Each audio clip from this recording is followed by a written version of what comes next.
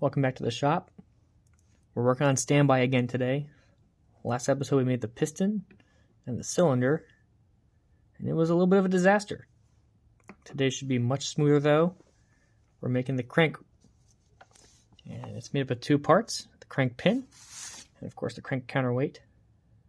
The crank pin is just going to be some simple 1018 steel, but the counterweight, I figured I'd try out some 304 stainless on my 1 horsepower lathe.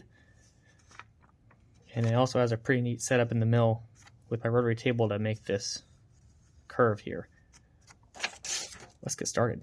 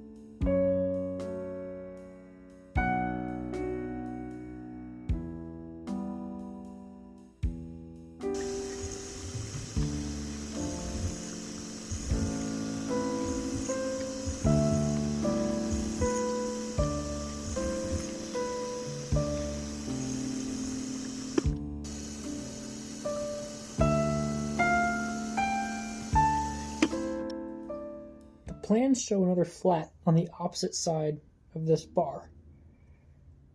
I've put the bar in a square collet block and my vise stop back here. So now, instead of having to locate all my features again, I can go like this.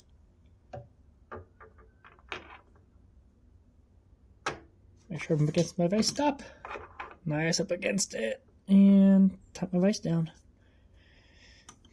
And now the end of this pin is within probably 5 or 6 thou of where it was before.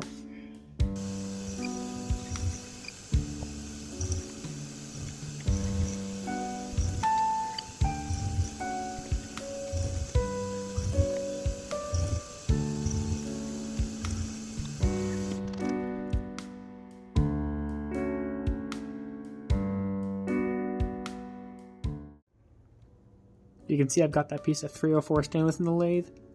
I've actually taken some time to get my speeds and feeds in check. So you can see I brought it down a little bit, but I'm really getting a great finish on it.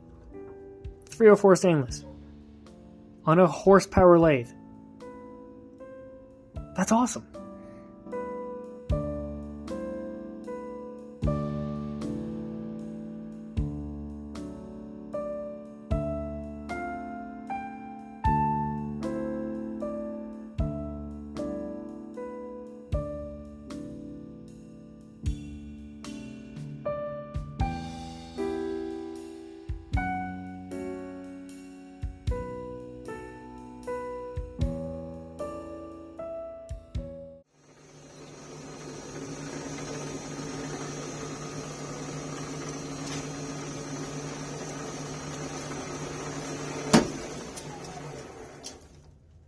I don't like that. Can you see that? Do you see that happen? I don't like that. That was an E-stop hit. I don't like that. Oh yeah, yeah. Let's yeah, okay. Try to keep the lathe up. I don't like that. I don't like that at all. That's really scary, actually. Okie doke. Keep going.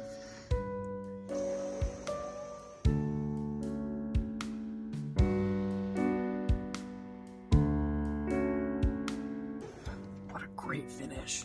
I'm not even having to try. I don't have to try, and it's just doing that.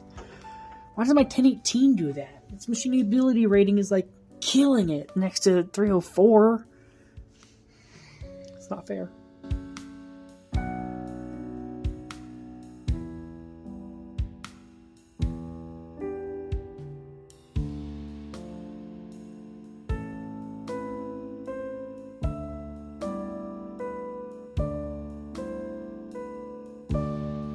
Oh, wow, okay. I don't know if you can read that, but 675 plus 13 on the money, 688. Perfect. So I've spun my compound over, and I'm going to single point cut the chamfer on there.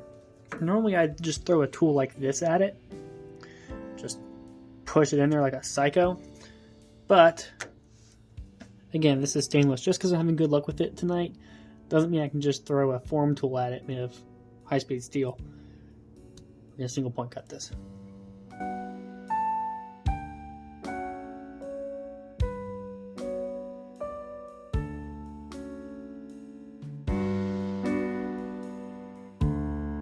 I have opted to use a low quality drill, mostly because I don't have a nice one, and also because I don't want it to burn up a nice one. I'm kind of scared of stainless, not gonna lie.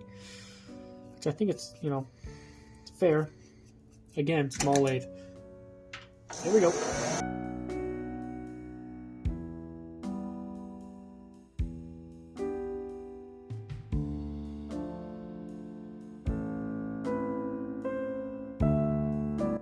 Well, that's unfortunate. Maybe I should have drilled it with a quality drill bit before going to my pre-ream size. Well, we learned. Yep, that was totally on me. That might be too loose for Loctite. So I just parted it off, and I immediately dropped it. So that little nick right there, you can see it really good when I get in the light. I'll make sure that's part of the part that gets removed. I'll clock it like that.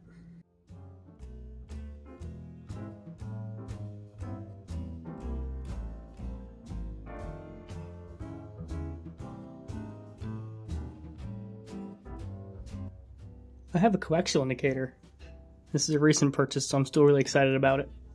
Okay, here's how this thing works. I have my round part in the mill vise, and as this thing rotates, you see it's got this little arm that goes around the part.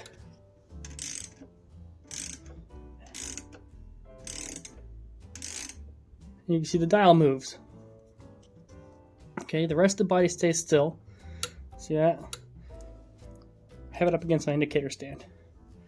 I'm going to go ahead and turn my DRO on, and you actually run this under power, and you move the hand wheels until the movement of that needle stops, or it gets as close to stopping as possible.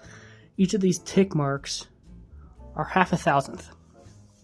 So what I'm really trying to do is actually locate on the middle of my hole. But since this hole was made in the same operation as the diameter of this thing, they should be concentric. You can use these on holes. It's just that my inside diameter hole, little arm, there's not much room in it. I don't trust it all that much. So I'm going to go ahead and use this and see what happens.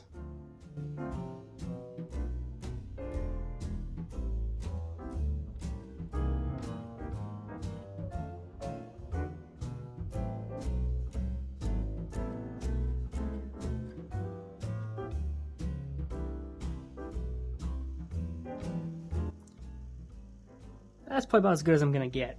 And that is plenty good enough.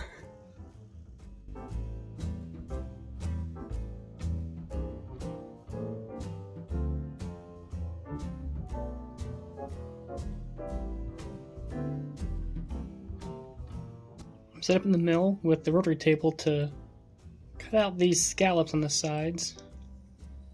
We're going to do that round after. So you can see it is quite the setup.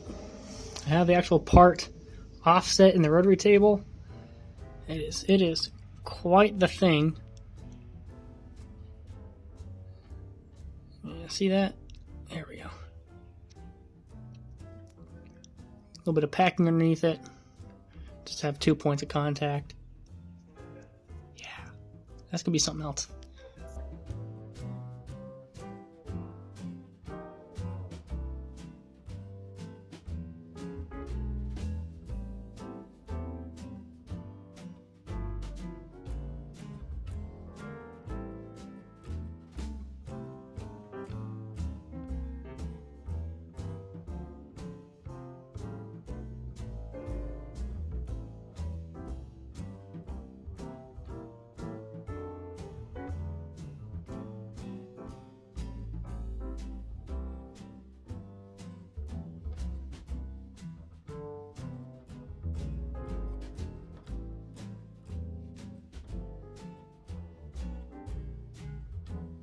So here is our beautiful crankshaft, finally assembled. You can see the flats and that tiny hole, little 16th inch hole in the end and on that flat. And you can see the really great finish I got on the 304 stainless. I did make a little bit of a hiccup on my rotary table setup though. My edge finding wasn't quite right, so I do have a little bit of a accidental weird scallop on the right side of that curve. You know, it's just an aesthetic problem. Not enough of an issue to stop the engine running, of course. I think it turned out really nicely. So there is the whole standby family so far. Next episode is, I believe, the connecting rod and the bearing. Thanks for watching.